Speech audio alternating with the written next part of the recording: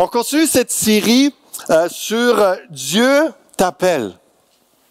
Dieu t'appelle. Et on va regarder plus précisément l'appel du disciple. Dans les dernières semaines, on a regardé un peu à l'appel de l'apôtre Paul et également à Timothée. On va continuer dans le texte de 2 Timothée au chapitre 1 où on était rendu parce qu'on s'est arrêté, mais on peut pas s'arrêter là sans continuer avec, pour bien comprendre la pensée biblique de l'auteur aussi, puis de vraiment aller chercher en profondeur ces réalités qui sont reliées, ces réalités, ces émotions, ces réactions qu'on peut avoir lorsque Dieu nous appelle et puis de voir qu'on est tout humain et que d'autres ont passé par là avant ce matin. On va discuter, on va jaser de ça ensemble et l'appel du disciple, on va regarder ça ensemble précisément, à quoi ça consiste entre autres. Pourquoi parler de l'appel? Ben, Éphésiens 4, particulièrement depuis quelques années, Dieu met ça fort sur mon cœur. Et puis, j'ai fait exprès de la mettre dans la version parole de vie. Pour ceux qui connaissent ce passage-là par cœur, ça vous fait sortir un peu de votre confort, ça vous fait redécouvrir le passage. Voici les dons que le Christ a faits.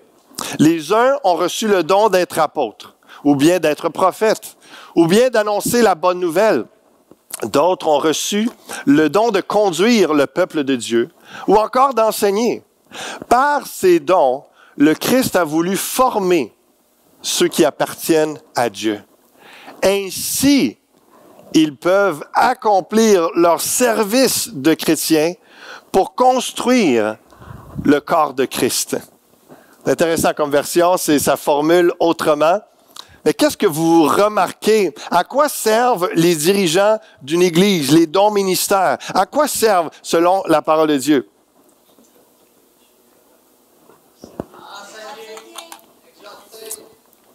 Par ces dons, le Christ a voulu former ceux qui appartiennent à Dieu. Mais dans quel but? À chaque fois que vous êtes dans une assemblée comme ce matin, je vous enseigne sur l'appel que Dieu a sur vos vies.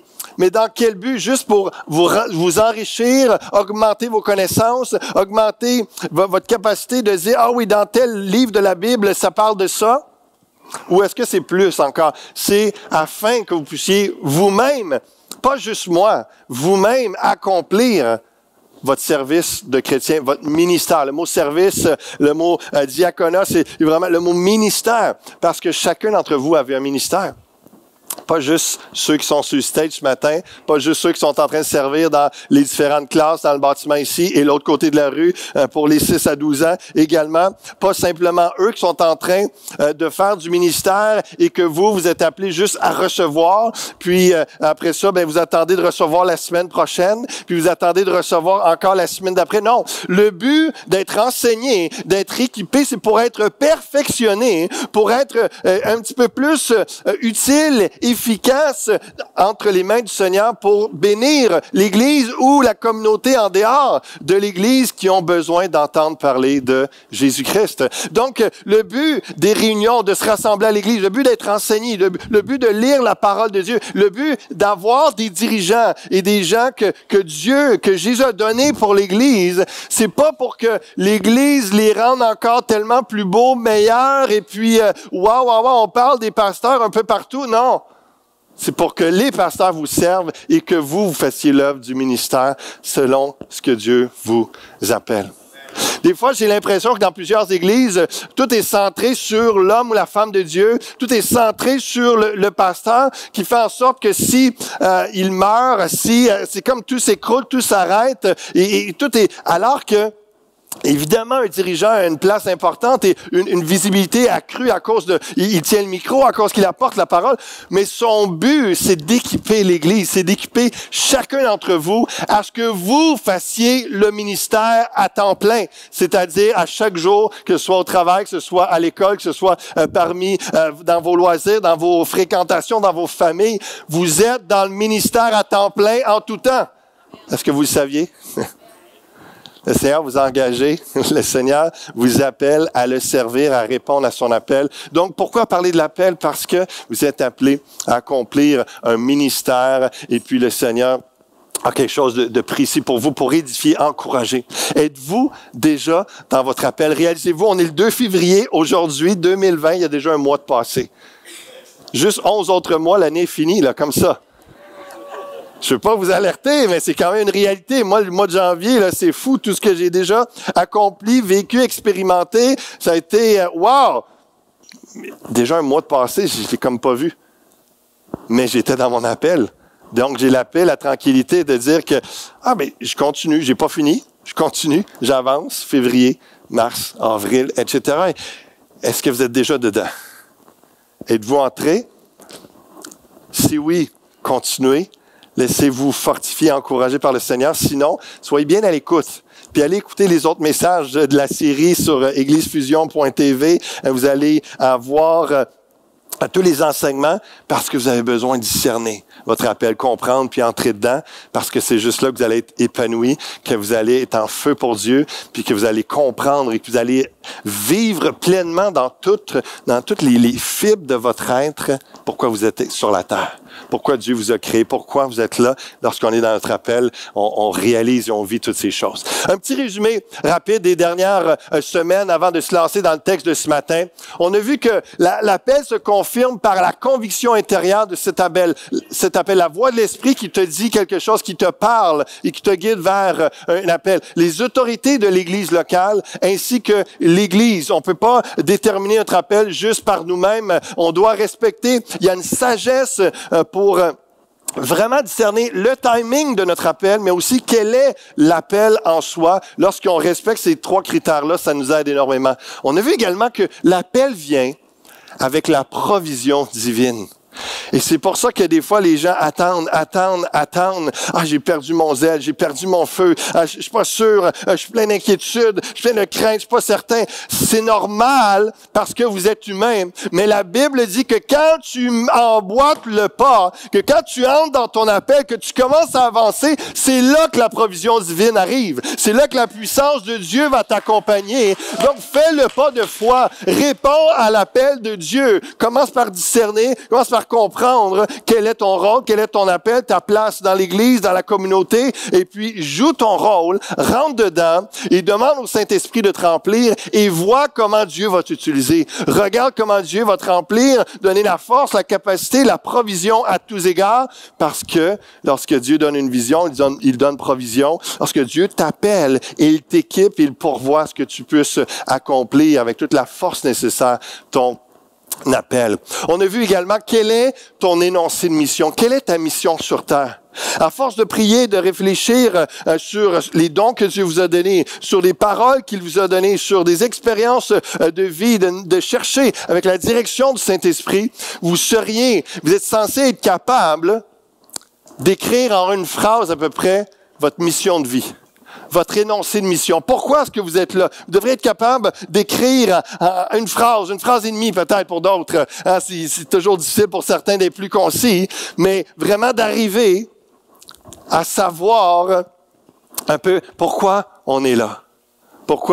Quel est votre énoncé de mission? Quelle est votre raison d'être sur terre? Je vous invite à cette réflexion, à ces prières, à chercher la face de Dieu dans ce sens-là. Comment ranimer la flamme, c'était le titre du dernier message. On a vu, et on va continuer dans quelques instants, ce passage-là à partir du verset 8. Mais le verset 6 nous disait, Paul disait à Timothée, c'est pourquoi je t'exhorte, je te rappelle de ranimer la flamme du don. C'est pas quelque chose qui est de la responsabilité de Dieu seulement. C'est ça qui est intéressant de ce verset-là.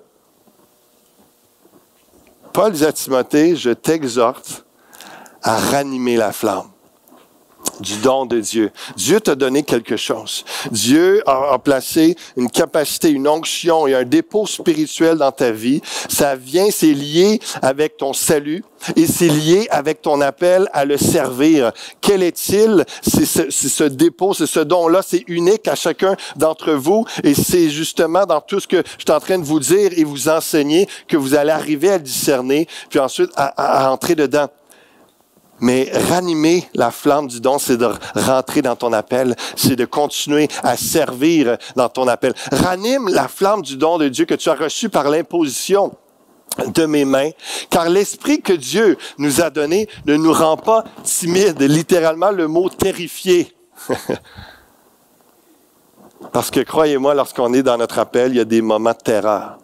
il y a des moments de crainte, il y a des moments d'intimidation, il y a des moments où on a besoin de l'onction du Saint-Esprit qui nous restaure, qui nous fortifie, qui nous encourage. Et justement, Paul dit, écoute Timothée, c'est soit parce que Timothée a besoin de l'entendre parce qu'il est peut-être anéanti ou arrêté par des craintes, il est peut-être timide, peut-être très, très introverti, puis il a de la misère de prendre position, autorité en tant que pasteur à Éphèse, ou simplement que Paul lui rappelle, écoute, tu fais une bonne job, c'est bien, continue. Continue dans le sens que, on peut le voir dans les deux sens, mais le point, c'est que Paul dit à Timothée, je te rappelle que le Saint-Esprit, c'est pas un esprit de timidité ou de crainte que tu as reçu, mais c'est un esprit de force, d'amour et de sagesse. C'est un esprit qui est puissant puis qui va surmonter ta terreur intérieure, qui va surmonter tes manques de capacité, tes manques de compréhension, tout ce que tu peux penser qu'il te manque. Le Saint-Esprit va combler. Le Saint-Esprit va te remplir, il va t'équiper. Tout chrétien a reçu le ou les dons nécessaires à l'accomplissement de la mission que Dieu lui confie. Dieu ne nous demandera jamais d'accomplir une œuvre à laquelle il ne nous a pas appelés et pour laquelle il ne nous a pas qualifiés. Ranimer la flamme, c'est ranimer son appel. Je vais donner quelques exemples. Peut-être certains d'entre vous êtes appelés à ranimer la flamme pour les enfants, pour les jeunes adultes, les personnes âgées, pour les perdus. D'autres sont appelés à ranimer la flamme pour l'intercession, la générosité financière, la relation d'aide. D'autres pour le service et l'entraide, les démunis, la musique, le chant, la louange, les arts. D'autres sont peut-être appelés à ranimer la flamme, de recevoir des gens à la maison, de partager avec eux, de ranimer le don pour animer des groupes vie, d'autres de ranimer la flamme dans le couple. Je fais une petite parenthèse parce que cette expression-là ou cette réalité-là, hein, de ranimer la flamme dans le couple, c'est la même expérience ou la même réalité que de ranimer la flamme de notre appel. Vous savez, depuis que j'ai déménagé à Granby dans ma nouvelle maison l'été passé. J'ai un poêle à bois dans le sous-sol, puis je l'aime tellement, mon poêle à bois. À chaque fois, vous demanderez à mes enfants, vous demanderez à mon épouse, évidemment, depuis l'hiver, aussitôt que j'arrive chez nous, je m'en vais partir un feu en bas. Il y a personne d'autre qui veut le faire, il y a personne. Mais moi, ça me détend, j'aime ça et je l'allume. Et qu'est-ce qui arrive après 1 heure qu'on a mis les premières bûches, etc.? Le feu commence à baisser. Moi, j'aime ça aller en remettre, tu sais. J'aime ça aller ajouter, alimenter le feu. Et puis, mais dans un couple, c'est la même chose. C'est pas que l'amour est plus là. C'est peut-être parce que ça fait longtemps que tu n'as pas mis une bûche dans le poêle. Et c'est aussi simple que d'investir du temps, investir de l'énergie, investir notre cœur, investir notre argent s'il le faut. Et lorsque je réfléchissais à cela par rapport à l'appel, et même par rapport au couple, dans toute question de flamme et d'engagement, la question c'est, et même plutôt la parole que Dieu nous donne, c'est le combustible qu'il veut pour que notre couple comme notre appel soit en feu. Le combustible qu'il veut, c'est nous. Place-toi dans le feu, brûle pour Dieu, donne-toi en offrande pour le Seigneur de tout ton cœur, de toute ton être, de tout ton corps, et vois la flamme de Dieu brûler et voir comment les gens vont être éclairés, comment les gens vont être réchauffés, l'impact. Et la même chose, lorsqu'on s'implique de toute notre âme, de tout notre être dans notre couple, on voit la différence, évidemment. C'est toute cette réalité-là, le meilleur combustible pour que la flamme de Dieu soit dans notre vie, c'est de se donner complètement à Dieu, se donner à notre appel et chercher dans une dépendance à lui complètement. Il va renouveler ce feu, ce zèle intérieur. Pensez à cela, méditez en ce sens, et puis gardez la flamme bien vive dans votre vie à tous les niveaux. Amen. Ranimer la flamme, c'est ranimer son appel. Ça permet de vaincre la crainte, se laissant fortifier par la puissance du Saint-Esprit, se laissant remplir d'amour pour le prochain et recevoir la maîtrise de soi, la sagesse. Il y a ces deux sens-là qu'on a expliqués dans le dernier message. Maintenant, verset 8. L'apôtre Paul, après avoir parlé que Voici le Saint-Esprit que tu as reçu, pas un esprit de crainte, mais un esprit de force, d'amour et de sagesse. N'aie donc point honte du témoignage à rendre à notre Seigneur. Ni de moi son prisonnier, mais souffre avec moi pour l'Évangile par la puissance de Dieu, qui nous a sauvés, nous a adressé une sainte vocation, un saint appel, non à cause de nos œuvres, mais selon son propre dessein. Et selon la grâce qui nous a été donnée en Jésus-Christ avant les temps éternels. Quel est un des chants qu'on voit dans ce passage-là qu'on a chanté ce matin?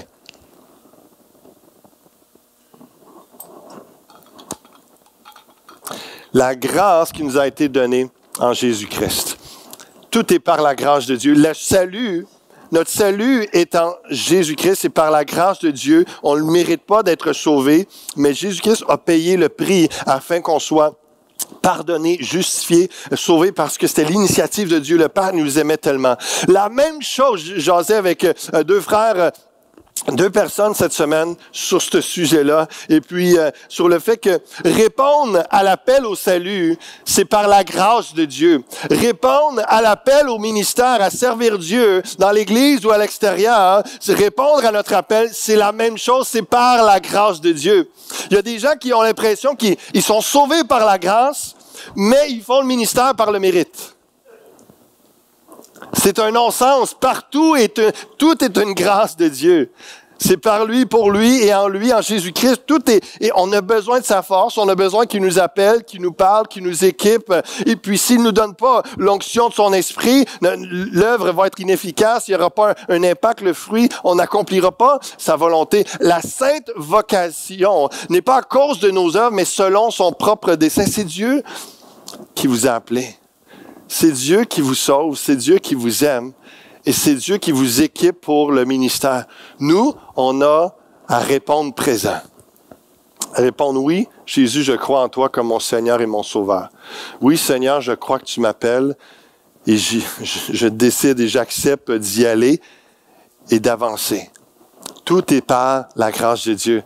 Mon épouse, des fois, elle me dit qu'elle m'aime, puis elle dit, je suis l'homme de sa vie. Puis des fois, il y a, elle me le dit souvent, mais c'est qu'il y a un contexte qu'elle me le dit des fois que pourquoi qu'elle me dit ça là?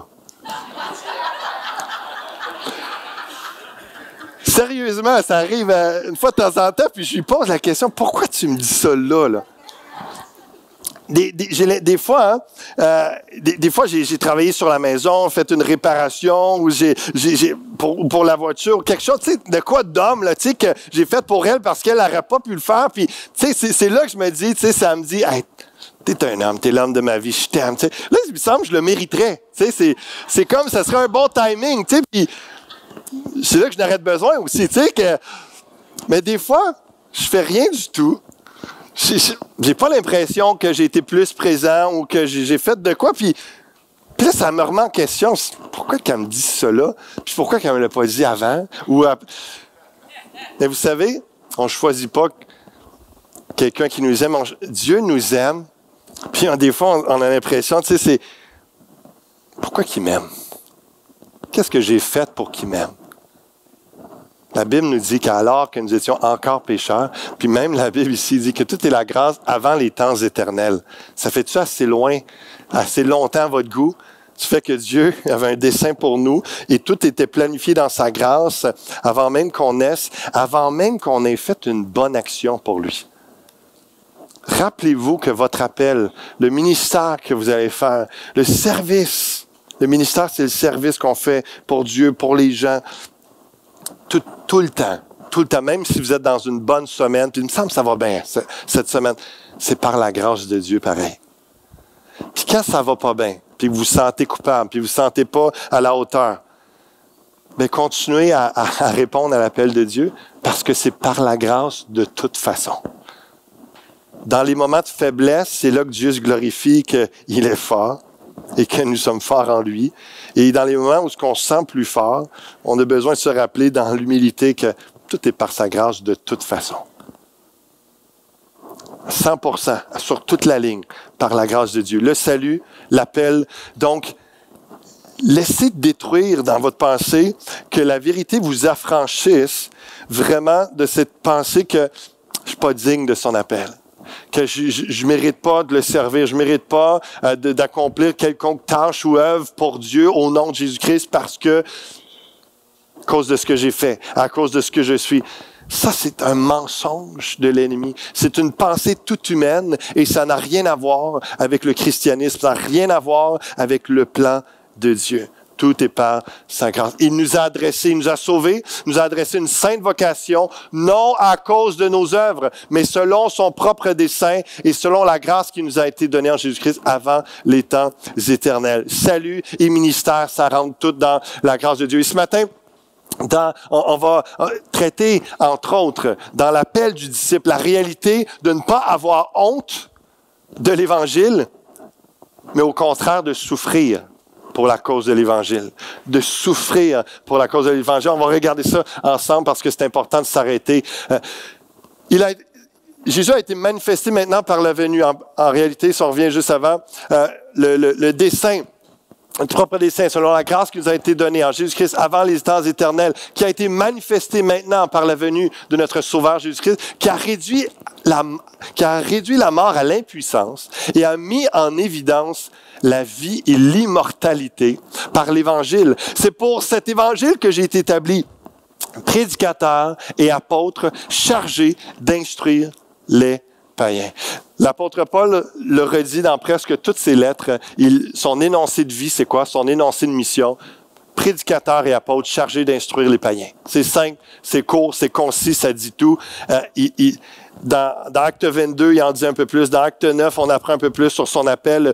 Tout est là. Mais lorsqu'il dit, il sait qui il est en Jésus-Christ et quel est son rôle, sa fonction, son appel, établi prédicateur et apôtre chargé d'instruire les païens. Quel est votre énoncé de mission?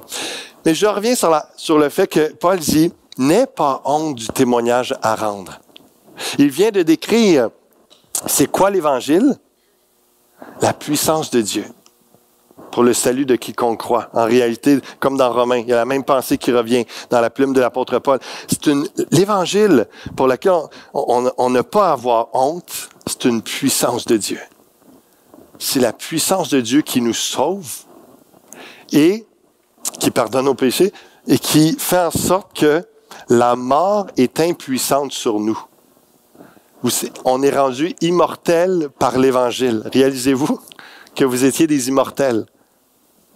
Oui, notre corps, notre enveloppe terrestre va finir par céder, puis vieillir, mourir. Mais la dimension de l'éternité, c'est ça que Dieu nous a donné. Comment avoir honte de dire qu'on est un immortel?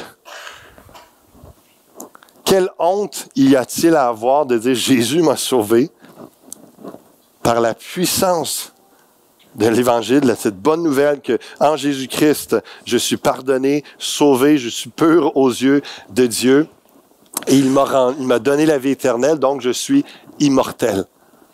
Avez-vous déjà pensé à ça?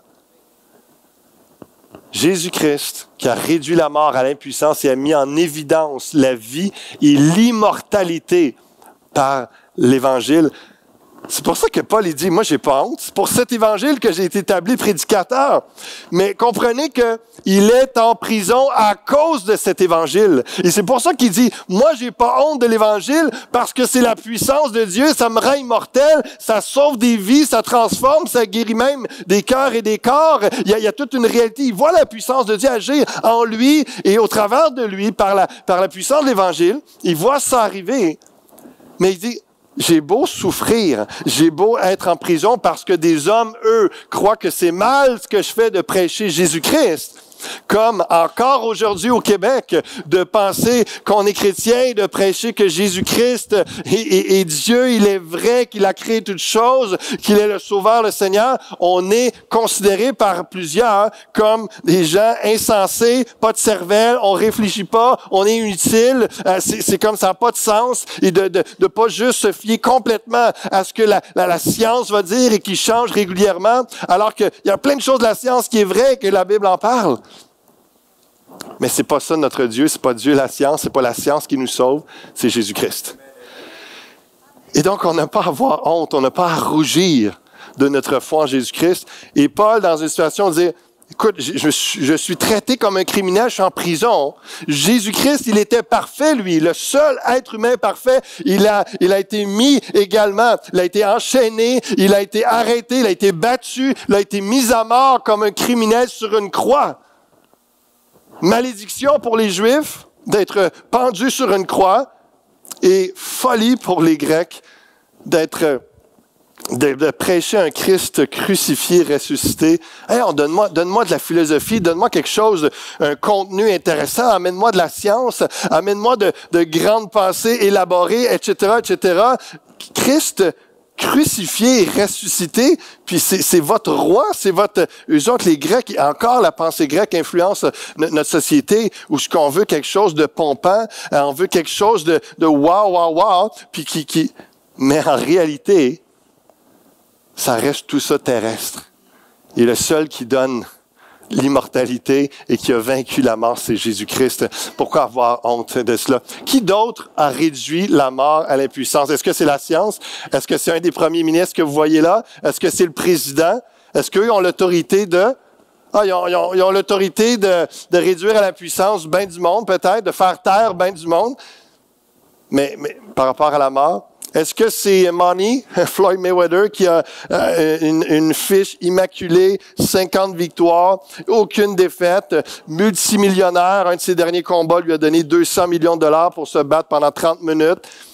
Il est là, couché sur son argent. Est-ce que l'argent, est-ce qu'une célébrité comme Floyd Mayweather, est-ce que eux autres ont réussi à réduire à l'impuissance la mort? Non. Floyd Mayweather, il a réduit à l'impuissance bien des gars devant lui. Il n'a pas réussi à se faire battre. Mais il va mourir comme tout le monde. Seulement Jésus-Christ. Kobe Bryant, dimanche dernier, est décédé à l'âge de 41 ans avec sa fille de 13 ans. Écrasement d'hélicoptère. La planète entière a parlé de Kobe Bryant parce que c'est un joueur extrêmement, il était retraité, joueur de basket, le 4e meilleur joueur de la NBA de toute l'histoire, vraiment une vedette, mais un homme respecté, un homme aimé, un homme qui aimait sa famille, aidait dans la communauté. Tout le monde a parlé de lui. Tout le monde, évidemment, a un grand impact, mais même lui, dans toute sa gentillesse, dans tout le côté professionnel, comment il était un homme hors pair, il n'a pas réussi à réduire à l'impuissance la mort. Seul Jésus-Christ le fait. J'espère qu'il croyait en Jésus-Christ. Je ne connais pas sa foi. Est-ce que c'est l'équipe gagnante de ce soir? Une des deux équipes qui va réussir le Super Bowl. C'est le sport le plus regardé à la télévision. Plus de 200 millions de personnes vont regarder le match ce soir. Est-ce que c'est l'équipe gagnante qui va réussir à faire que vous allez être immortel ou avoir la vie éternelle? Non, il n'y a aucune réalité dans ce monde qui peut nous donner ça. Pourquoi on aurait honte de l'Évangile? Pourquoi on aurait honte de s'associer à des gens, au fait que des gens qui sont chrétiens puis qui se font moquer à cause de leur foi en Jésus-Christ? C'est plutôt eux qui se moquent des chrétiens, c'est ridicule. Parce qu'ils ne comprennent pas de qui ils se moquent, ne comprennent pas cette réalité-là. Et Paul disait à Timothée, n'aie pas honte de l'Évangile et de moi qui suis prisonnier, qui souffre pour l'Évangile, parce qu'on sait en qui on a cru. C'est à cause de cela que je souffre ces choses, parce que Jésus-Christ a réduit à l'impuissance. Puis il dit, moi je suis fier de Jésus, j'en ai point honte. Je sais en qui j'ai cru, je suis persuadé qu'il a la puissance de garder mon dépôt jusqu'à ce jour-là. Retiens dans la foi et dans l'amour qui est en Jésus-Christ le modèle des saintes paroles que tu as reçues de moi. Garde le bon dépôt par le Saint-Esprit qui est en nous. Et dans l'expression, le commentateur parle, le bon dépôt inclut autant toute la dimension, évidemment, du salut, le Saint-Esprit qui est en nous, qui fait qu'on est né de nouveau, puis on a la vie éternelle, on est dans l'immortalité, mais le moment, tout ça inclut, tout le dépôt que Dieu nous a donné aussi pour l'appel, le service qu'on a, la raison d'être sur ce monde, pour laquelle on est dans ce monde. Le disciple de Jésus-Christ est appelé à ne pas avoir honte, mais plutôt à souffrir pour l'Évangile. Timothée était peut-être en proie à la crainte ou à la honte face à son appel et à l'Évangile, mais regardons à l'appel de Moïse quelques instants avant de revenir au texte de Timothée, parce que faut parler de la réalité de notre réaction face à l'appel. Plusieurs pensent que Dieu a appelé telle personne, puis là, tout se fait dans la gloire, tout est toujours glorieux parce que lui a été appelé, elle a été appelée. Fait que là, elle va le servir, puis là, il n'y a jamais de moment d'hésitation, moment de crainte ou de honte. Ben non, c'est glorieux d'être dans le ministère. Vous êtes tous appelés à être dans le ministère. Comment est-ce que vous réagissez à ça? Il y a toutes sortes de réactions. Effectivement, il y en a qui ne veulent pas du tout, disent non merci.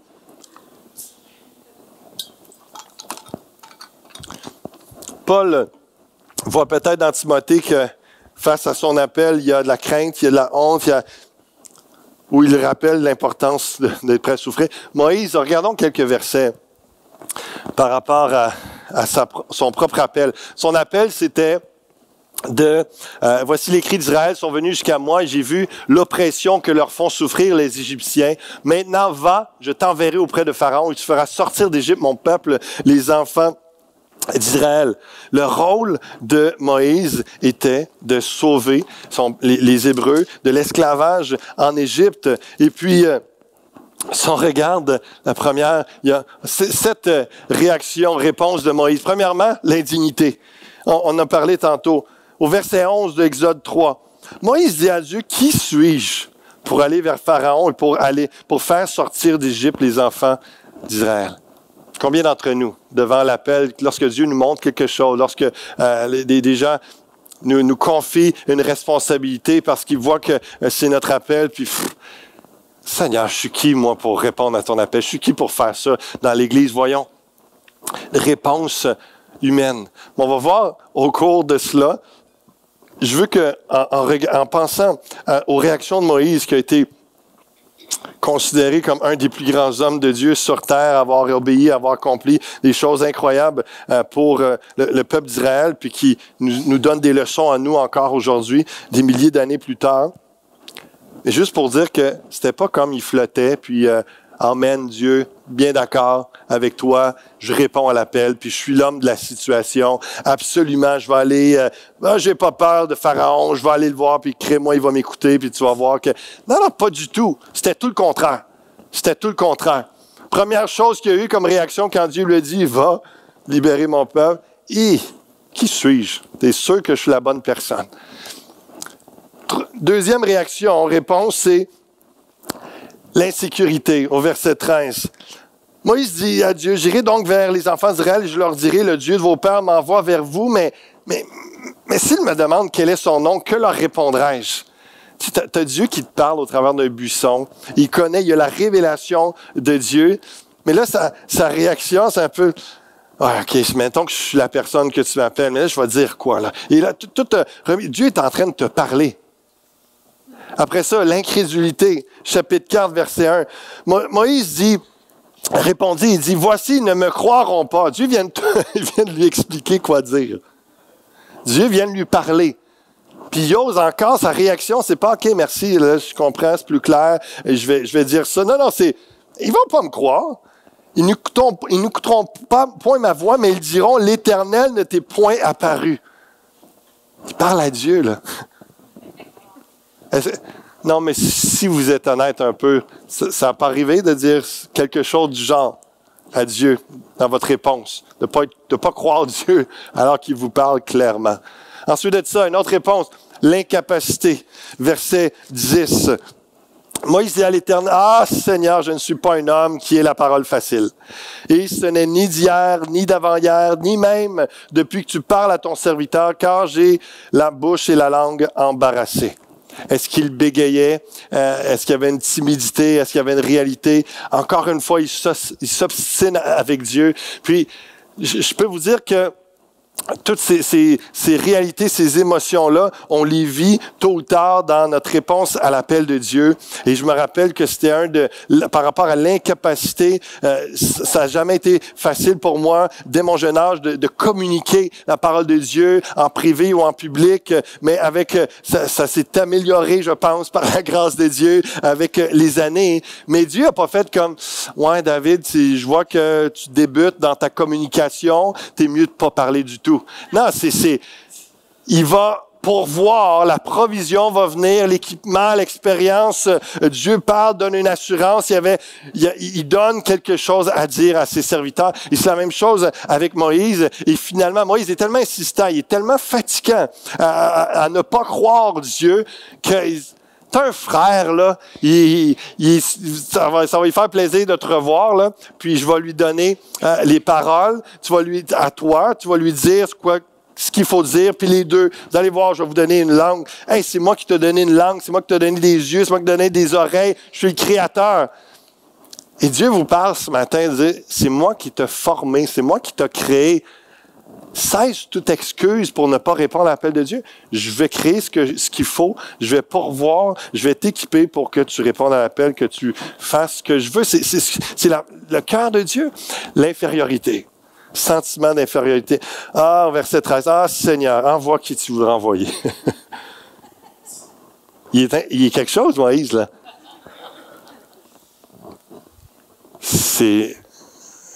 Il semble que tu as envie de donner une taloche en arrière de la tête. Hey, parle pas de même à Dieu, franchement.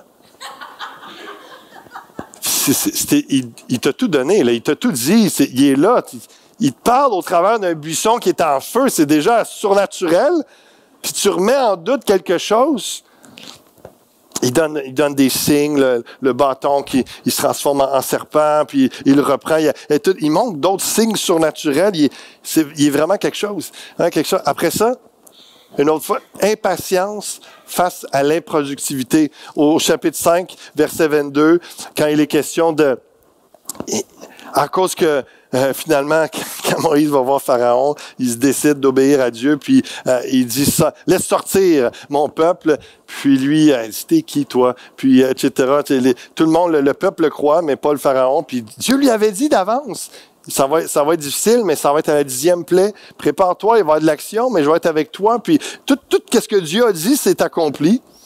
Puis là, il vient voir Dieu, puis il chiale encore, il dit, mais là, il a commencé à donner plus de briques à faire, c'est plus intense, au lieu d'être libérés, ils sont encore plus sous l'oppression. Seigneur, qu'est-ce qui se passe? Pourquoi que tu m'as envoyé? Combien des fois, hein, dans la première semaine, on fait un ministère, on fait une œuvre, et puis on voit pas un résultat tout de suite, puis des fois, on remet tout en question. Mais là, Seigneur, pourquoi tu m'as appelé? Pourquoi tu m'as envoyé là? Pourquoi tu me dis de lui dire ça? Pourquoi tu me fais poser tel geste? Et regarde, là, c'est pire qu'avant. Est-ce que ça ne nous arrive pas, ces choses-là? Et finalement, est-ce que Moïse a convaincu Dieu? Est-ce que vous avez convaincu Dieu? À date de dire, est-ce que Dieu a dit, ah, je n'avais pas pensé à ça? Écoute, c'est vrai, tu n'as pas le profil, tu n'as pas... je me suis trompé. David? Ah, je pensais que c'était Jonathan. Non, excuse-moi, je me suis trompé. Non, mais non. Dieu, tout ça pour dire qu'on a le droit. On a le droit d'exprimer nos réactions, d'être réticents, de répondre à Dieu, ce qu'on a dans notre cœur, d'être sincère. Mais Dieu est sincère aussi dans son appel. Puis il va vous répondre sincèrement que arrête de te plaindre, je ne vais pas changer d'idée.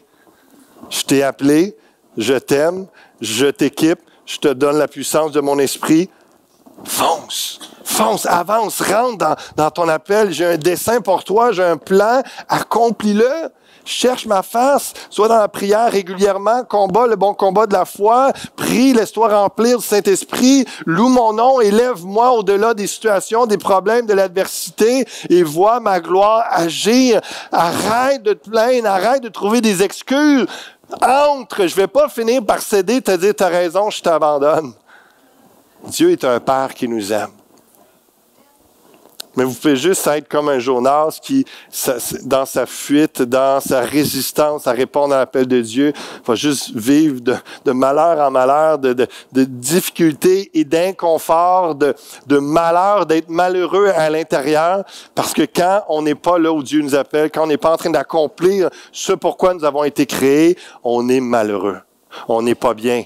Et puis, les choses ne concordent pas en notre faveur dans ce sens-là. Au contraire, je crois même que Dieu provoque des choses dans nos vies, des circonstances pour nous rendre inconfortables, pour nous faire réaliser qu'on n'est pas dans le plan de Dieu, pour nous faire réaliser qu'on n'est pas dépendant du Seigneur. Il est prêt à nous brasser dans son amour pour nous faire réaliser. Je vais pas céder sur toi, je vais pas t'abandonner, je vais continuer de t'aimer, je vais continuer de te relever, je vais continuer de t'équiper, de te fortifier et de te dire, je t'ai appelé, entre dans mon appel, réponds à mon appel, avance. N'est donc point honte du témoignage. L'apôtre Paul dit, je n'en ai point honte. Et le lion qui dit, moi non plus, j'ai pas honte, mais il se cache. Tu sais, c'est... La réalité de la honte, c'est quelque chose à gérer dans nos vies par rapport à notre appel, par rapport à notre vie chrétienne. Pourquoi certains chrétiens ont honte de l'Évangile? Dans des études sociologiques que j'ai lues, puis toutes sortes sur la religion au Canada, la plupart des catholiques et des protestants ont honte de l'Église et non de l'Évangile. À cause de comment l'Église, avec un grand E, s'est comportée dans les dernières décennies et même pour certains siècles, tout ça fait en sorte que ils trouvent que l'Église ne s'est pas bien adaptée, que l'Église a été corrompue, que l'Église a mal géré les situations, a dominé, etc., etc. Et les gens ont pas rejeté le message, ont pas forcément rejeté Jésus-Christ, les valeurs, etc. pour plusieurs, mais ils ont honte de l'Église, de l'institution, et puis sont gênés de venir à l'Église. D'où l'importance, lorsque j'ai fait la série Code Québec, d'être pertinent culturellement, de savoir comprendre notre société, comprendre, mais toujours garder notre message, mais savoir l'apporter, savoir être une Église actuelle, savoir être une Église qui est au 21e siècle, en 2020, et qui avance, toujours fondée sur la parole de Dieu, mais qui est sensible pour briser cette expérience de honte-là par rapport à l'Église, mais plutôt d'être fier de l'Évangile, fier de l'Église et d'avoir un sentiment d'appartenance. Mais pourtant, très peu de chrétiens témoignent de l'Évangile. Paul dit à Timothée, n'aie point honte du témoignage à rendre de notre Seigneur, de l'Évangile, de la bonne nouvelle de Jésus-Christ. Puis c'est une réalité. Les pasteurs ont réfléchi à ça, puis c'est des choses qu'on remarque. On entend parfois des gens qui nous confessent que ça fait plusieurs années qu'ils sont chrétiens, mais ils témoignent jamais. Ils peuvent être 10 ans, 20 ans dans une usine, dans un emploi, dans un bureau. Ils sont chrétiens, personne ne le sait. C'est pas normal. C'est pas normal. Pourquoi avoir honte de ta foi, avoir honte de l'Évangile? Rappelle-toi qui tu es en Jésus-Christ. Rappelle-toi surtout qui Jésus est en toi et comment il t'a donné l'immortalité, comment il est puissant. Rappelle-toi ton salut, d'où il t'a sorti, tes péchés pardonnés, toute cette réalité-là. Et pense aux gens combien, au-delà de ta personne, ils ont besoin aussi de recevoir ce que tu as reçu. De pas avoir honte, de pas rougir de cet évangile, même malgré ce qui est dit au bureau, malgré ce qui est dit dans la société ou dans les médias. Il y a tellement de gens qui ont besoin de cette bonne nouvelle de Jésus-Christ, qui ont besoin du pardon de leurs péchés, qui ont besoin de l'amour de Dieu, de savoir qu'ils ont été créés pour une raison, que Dieu pense à eux, qu'ils ont une destinée en Jésus-Christ. Et ça va sortir par votre bouche, par votre témoignage. Ça prend c'est quelque chose. N'aie pas honte du témoignage à dire, tel que tu es, avec l'équipement que Dieu t'a donné, avec tes capacités à toi, tes dons, Dieu veut t'utiliser et briser cette honte. Et la façon, on va le voir dans quelques instants, où on ne reste pas dans la honte, c'est d'aller complètement dans l'opposé, puis de se lancer à fond, répondant à notre appel, étant prêt à souffrir même pour la cause de Christ s'il le faut. Quand tu es engagé, prêt à tout, on est loin de la honte. On est prêt à s'afficher, on est prêt à tout parce qu'il y a un engagement, il y a une conviction dans la foi. La honte vient du regard des autres et de soi-même. Des fois, les gens ne parlent pas de leur foi parce qu'ils ont honte de qu'est-ce que la personne va dire, elle va se moquer, etc. D'autres, c'est juste à cause de leur dialogue intérieur. Avant même que quelqu'un dise de quoi, les autres, ils se disent déjà que je suis un pourri, je suis pas bon, puis ça donne rien, je le dirai pas comme faux, je sais pas quoi, etc., etc. Est-ce que vous pensez que c'est le dialogue de Dieu? Est-ce que vous pensez que c'est la parole de Dieu qui vous dit ça? Non. Le Seigneur veut guérir, veut restaurer votre âme pour faire en sorte que ce que vous entendez à l'intérieur, c'est « n'aie pas honte ».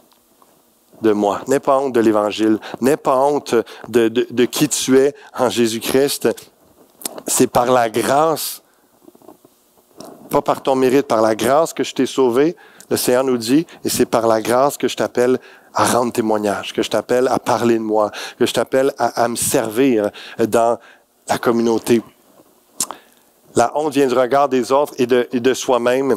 Et concentrez-vous sur ce que Dieu dit de vous. Et vraiment, entrez dans votre appel. Vous allez être préoccupé par l'appel de Dieu. Vous allez être dans le combat et vous ne vous préoccuperez plus de la honte sur vous-même ou de quoi que ce soit. Au contraire, malgré les obstacles, malgré l'adversité, vous allez voir l'œuvre de Dieu. Et ça va être encourageant de dire, par moi, Seigneur, tu as permis que telle personne soit touchée, soit sauvée. La honte de l'Évangile est influencée par la société, comme au temps de Paul. Comme tantôt je disais, même au temps de Paul, les Grecs trouvaient ça ridicule, l'Évangile. Les Juifs disaient, voyons, Jésus crucifié sur une croix, c'est une malédiction, c'est un blasphème. Il y avait ces réalités. Mais malgré cette honte véhiculée dans la société, il y avait quand même des Juifs et des Grecs qui donnaient leur vie au Seigneur par milliers et par milliers. Il y aura toujours cette dualité, cette réalité.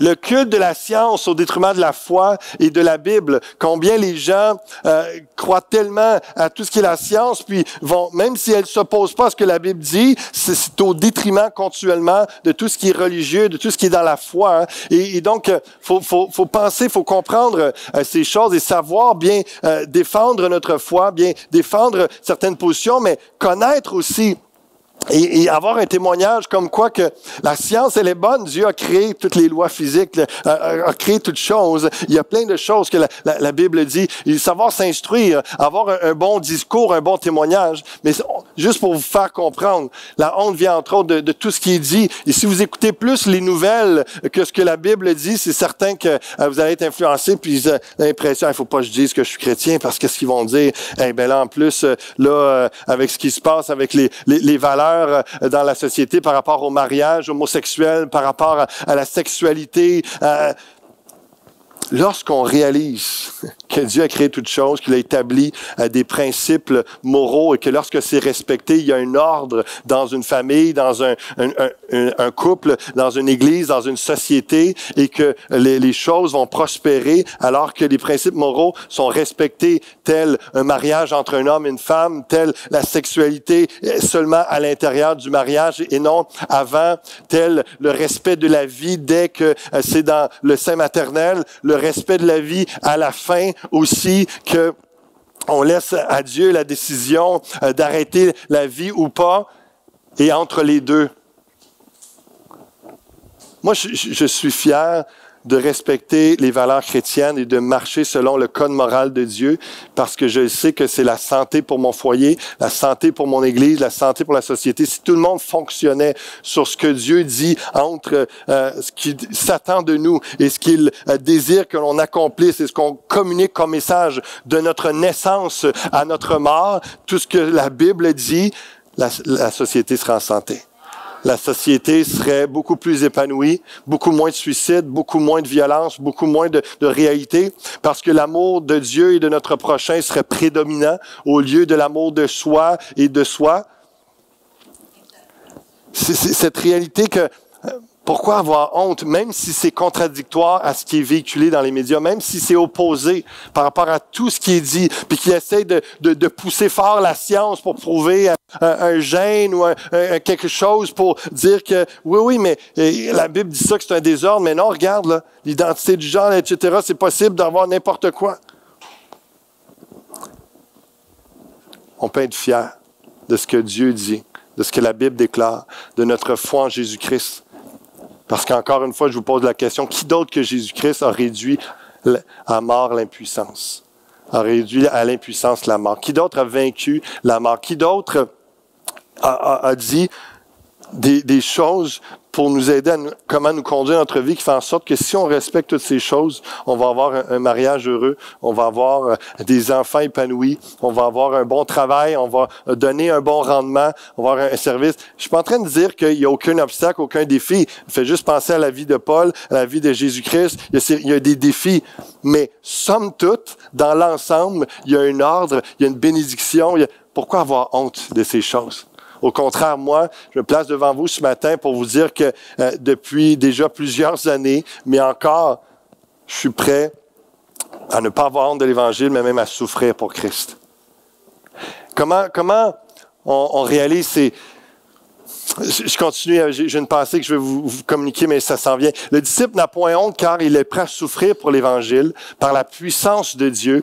Je sais en qui j'ai cru et je suis persuadé qu'il a la puissance de garder mon dépôt jusqu'à ce jour-là. C'est l'assurance de Paul. Il n'a pas honte parce qu'il sait en qui il a cru, en Jésus-Christ, et il est persuadé que jusqu'à la fin, il va l'aider. La puissance de l'Évangile en effet, elle est effective dans sa vie. Elle agit, elle est là, très énergique, agissante dans sa vie jusqu'à la fin. Et la puissance de Dieu va le soutenir. Ayez foi en Dieu. Ayez foi en Jésus-Christ et en sa puissance. Et répondez à l'appel de Dieu. Il va vous garder. Même, soyez prêts à souffrir pour l'Évangile parce que vous allez être dans la puissance de Dieu quand même.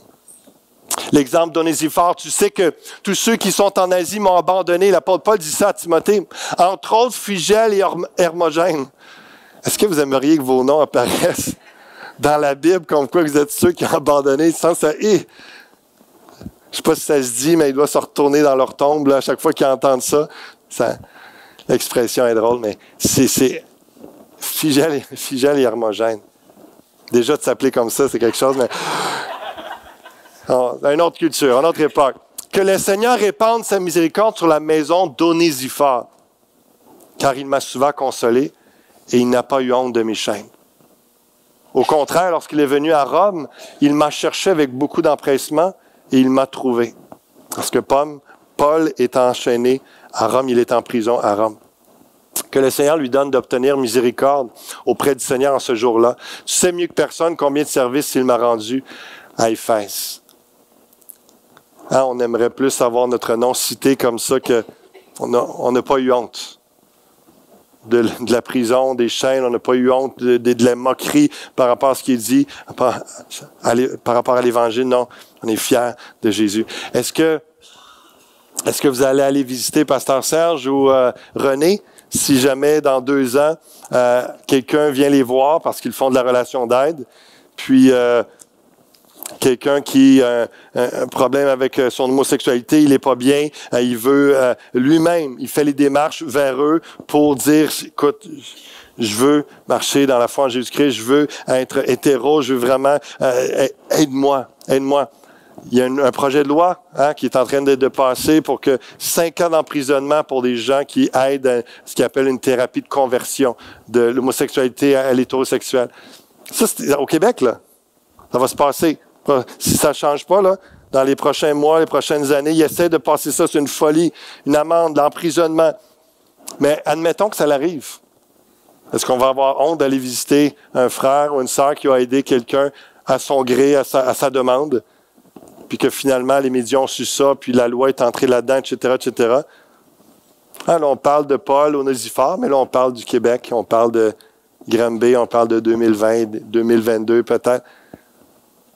Est-ce qu'on va avoir honte de l'Évangile? Ou on va être fiers au point de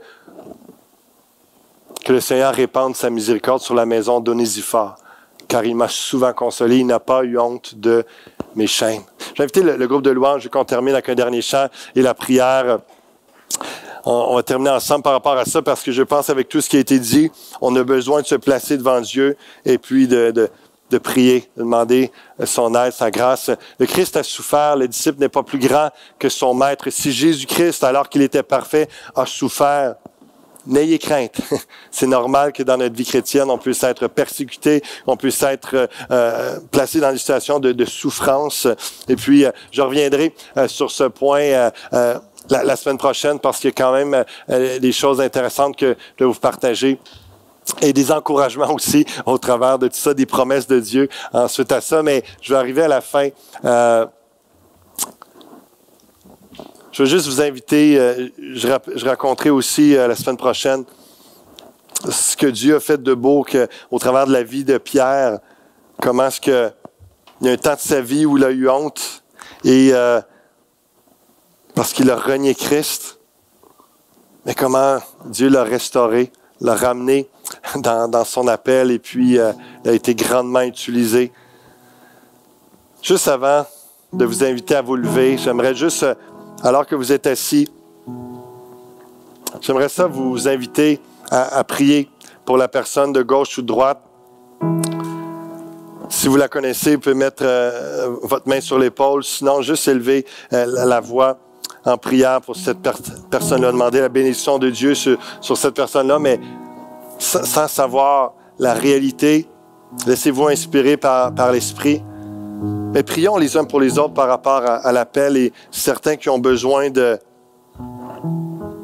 restaurés dans leur appel en n'ayant pas honte de répondre, en n'ayant pas honte de Jésus-Christ, en n'ayant pas honte de parler du Seigneur, de s'afficher, de dire au travail, à l'école, avec leurs amis, leur famille, de dire qu'ils sont chrétiens, de dire pourquoi ils sont chrétiens, pourquoi ils croient en Jésus-Christ comme leur Seigneur, leur Sauveur. Et en quelques mots, simplement, à leur façon de pouvoir ne pas avoir honte du témoignage à rendre de Jésus-Christ, mais le dire. Puissiez prier dans ce sens-là maintenant. Commencez à prier. Seigneur, permets que cette personne-là puisse avoir tellement d'audace, de courage, l'onction, conviction du Saint-Esprit, la foi en toi, étant tellement reconnaissant pour ce que tu as fait, Jésus, à la croix pour cette personne-là. On peut ne pas avoir honte de l'Évangile, avoir la conviction de celui en qui on croit. Il est vivant, il est puissant, il nous donne l'immortalité. Il est le Dieu des dieux, créateur du ciel et de la terre. Il est celui qui possède toute sagesse, toute science, toute connaissance. Et ce qu'il dit, au-delà de notre culture, au-delà de ce qu'il découvre dans différentes expériences scientifiques ou dans différentes connaissances, ta parole va au-delà de toutes ces choses-là parce que il y a des erreurs, il y a des choses qui changent, des études infirment, des choses. Mais il y a une chose qui ne sera jamais infirmée, c'est ta parole, Seigneur. Donne cette conviction à mes frères et sœurs ce matin. Viens augmenter la foi en ce lieu. Laissez-vous inspirer de prier pour la personne, votre gauche, votre droite. Priez en ce sens, que la honte n'ait plus d'emprise. Seigneur, viens restaurer les cœurs, viens restaurer les vies, qu'il y ait un renouvellement de l'intelligence, que des gens qui pensent des choses négatives à propos d'eux, alors que tu dis qu'ils sont la prunelle de ton œil, qu'ils sont précieux, qu'ils sont bien-aimés, qu'ils sont justifiés, pardonnés en toi, Jésus-Christ, qu'ils puissent recevoir cette grâce et avoir un dialogue, un discours intérieur qui est vrai, qui est réel, qui est authentique selon ta parole, selon ta vérité. Seigneur, viens faire une œuvre de guérison, viens faire une œuvre qui amène à rehausser l'estime de soi par rapport à la vérité de qui ils sont comme chrétiennes, comme chrétiens, enfants de Dieu. Co-héritiers, co-héritières avec Christ, des princes et des princesses du Dieu très haut. Alléluia. Viens nous rendre fiers de l'Évangile, fiers de qui nous sommes en toi, Seigneur, avec une onction, une capacité de rendre témoignage par nos actions et nos paroles. Rends ton peuple tellement, Seigneur, zélé, ferme en toi. Et sois prêt même à souffrir s'il le faut en toute éventualité. Souffrir quelques moqueries, quelques injustices. Pour ton nom, Jésus. Pour ta grâce, alors que tu as souffert tellement, tellement pour nous.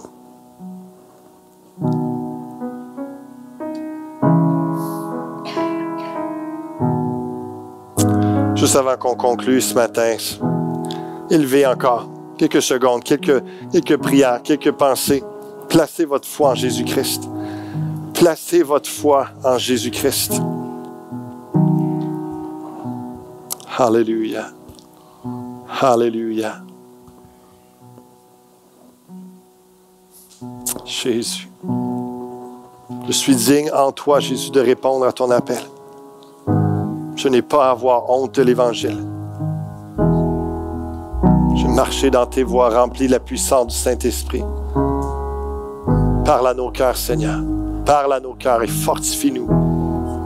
Plein de foi et d'Esprit Saint, plein de force et de courage, environner ta grâce, qu'on puisse te servir, oh Dieu. Merci de faire la différence ce matin dans la vie des gens. Alléluia. J'invite